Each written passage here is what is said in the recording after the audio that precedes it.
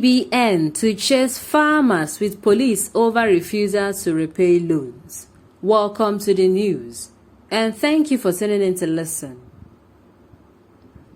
The Anchor Borrowers Program (ABP) is one of the CBN primary intervention strategies introduced in 2015 to increase agricultural production and reducing food imports. However, news of default, farmers marrying more wives with the loan is threatening the success of the ABP. CBN has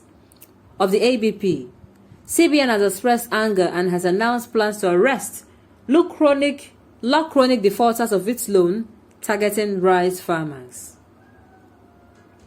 Really? Are you serious? Is that the only issue? Let the CBN not forget that farmers have been killed.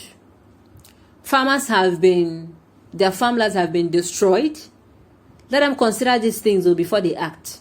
People who collect loans, most of them, their farmlands were destroyed by herders. And these same herders, the federal government has thrown their weight behind. Farmers, most of them, they are not even permitted to step out of their houses, because if they do, they'll slaughter them at will. All these things will be considered. It is not only the fact that they cannot pay. They should also know that these people they also have their own problems, which is not a personal problem. Insecurity is not a personal problem. Now the news in detail. The Central Bank of Nigeria has threatened to use the Nigerian police to arrest farmers who have failed to repay loans taken under its Anchor Borrowers Program (ABP) for rice and other agricultural production. According to CBN, it will no longer tolerate farmers believing that money from the program is a gift, and will arrest and imprison defaulters until they repay the loans.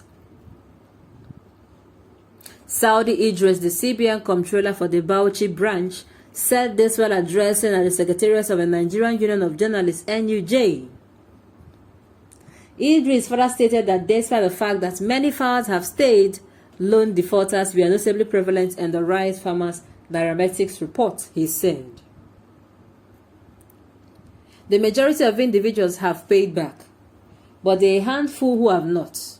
We contacted the heads of rice farmers associations and informed them of these individuals. They assured us that they would follow up with them and guarantee that they paid. One of the provisions of the arrangement was that they would pay back as soon as the harvest was completed. Those who fail to pay would face appropriate consequences. They'll be arrested and imprisoned until they pay up. Those that pay back in full on time will be rewarded with larger sums of money and greater inputs. Okay. On this particular issue, like I said, it is not just only this particular issue. Now, you don't look at farmers not paying. The farmers that have not paid, what exactly is the problem? Have they been among those that have been attacked?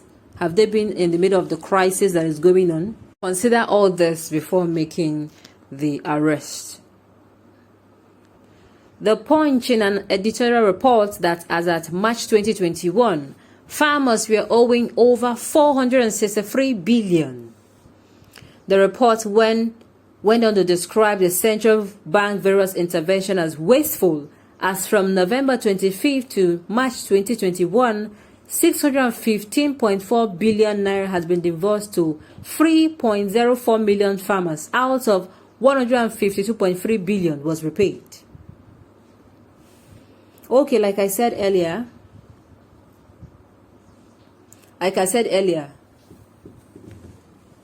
these people who have not paid, consider it, before they even ventured into this, what did they expect?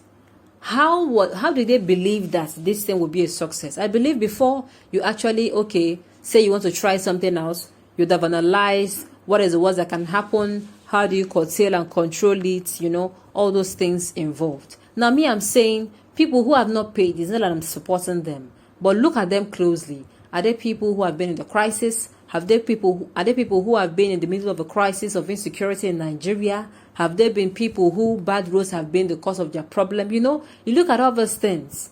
And of course, all these things should have even looked at from the very beginning and know how to manage. You would have looked at them and say, okay, if it gets to this point, this is what we can do to ensure that it doesn't go this bad. That is just it. That is it. So coming out to say they're owing them, of course, in this kind of a thing, people will always owe. Do you know how much, for instance, those who companies now who give out loans, do you know how many of them have their money outside? But the thing is, before you come out, you should do an analysis of your market. Do an analysis of your market. Do an analysis of how these people would pay. What if they do not pay? What do you stand to do?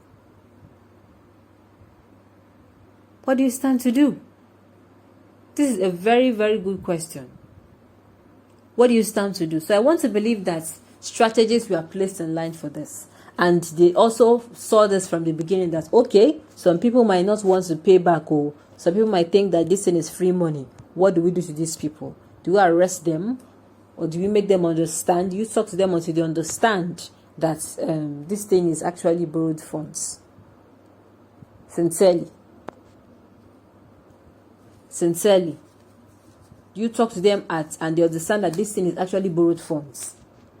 What exactly is going to be the strategy of you getting the money back? Because if you want to say that you did not discuss all this or you did not analyze all this, then I will tell you that this your plan is like it is almost a failure.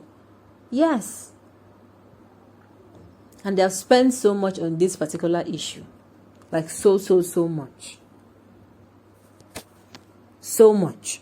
To believe all these things have been looked into and have been checked properly before even they started disposing funds, because I don't want to believe that they came up with the issue of only helping and they ran into this kind of situation. So this kind of situation, I want to believe that whoever suggests and the committee that is in charge, they also have people who will retrieve these loans. Of course, there are people who are like that. They borrow money and they tend to relax and forget the main reason why they borrow funds. While some people, it is going to be circumstances that should ensure why they're making arrests. They do not make arrests from people who maybe they're just starting life again after they have been dealt with this issue of insecurity that keeps increasing on a daily basis. Sincerely, I just hope so.